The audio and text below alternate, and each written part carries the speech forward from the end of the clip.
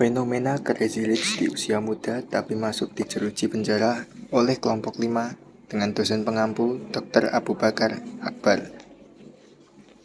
Anggota kelompok 1. Thalita Flora Anjani dengan NPM 2441051.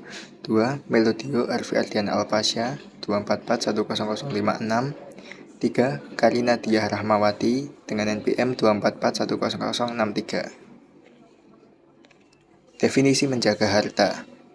Menjaga harta, hifzu al-mal, menurut Islam adalah upaya melindungi dan memelihara harta agar tetap halal, bermanfaat, dan tidak disalahgunakan, sesuai dengan ajaran syariat.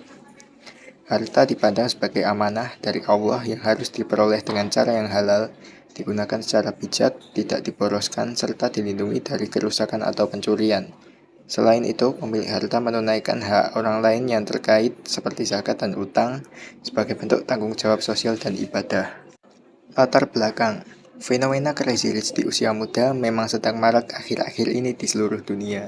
Salah satunya Doni Salmanan, pria asal Bandung yang menjadi kaya di usia muda. Namun, ternyata menjadi kaya secara instan di usia muda tidak selamanya indah hingga usia tua, karena pria ini harus mendekam di dalam jeruji besi.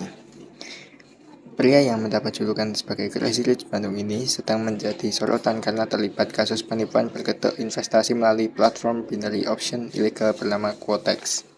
Doni Salmanan mempromosikan investasi ilegal ini melalui media sosial dengan memamerkan kekayaan serta menjanjikan keuntungan besar, sehingga banyak orang yang merasa tertarik untuk bergabung dengan platform tersebut. Setelah itu, banyak korban yang merasa ditipu dan melaporkan mengalami kerugian hingga ratusan juta rupiah.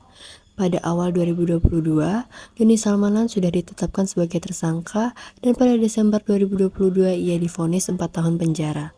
Namun, hukumannya diperberat oleh Pengadilan Tinggi menjadi 8 tahun penjara dengan denda 1 miliar. Selain itu, berbagai aset mewah miliknya disita oleh negara.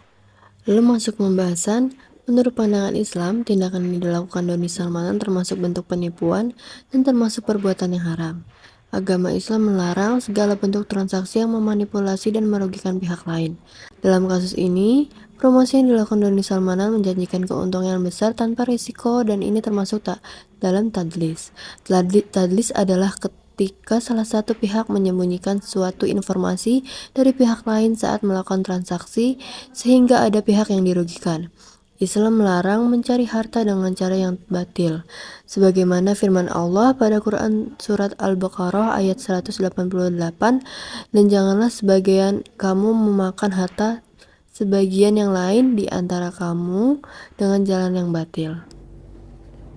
Kesimpulan, kasus Doni Salmanan ini menjadi contoh nyata bahwa harta yang kita punya tidak akan abadi dan harta yang diperoleh dengan menipu akan menghasilkan akhir yang buruk. Selain itu, kasus ini juga menjadi contoh untuk menjalankan proses muamalah yang jujur dan amanah. Kekayaan yang diperoleh dengan cara yang buruk tidak akan membawa berkah dan justru sangat dibenci Allah Subhanahu wa Ta'ala, serta menjadi beban di dunia maupun di akhirat. Fenomena ini menjadi pelajaran bagi kita untuk tidak memamerkan kekayaan secara berlebihan, serta mengedepankan kejujuran dalam bermuamalah. Lalu inilah referensi dari kami dan terima kasih.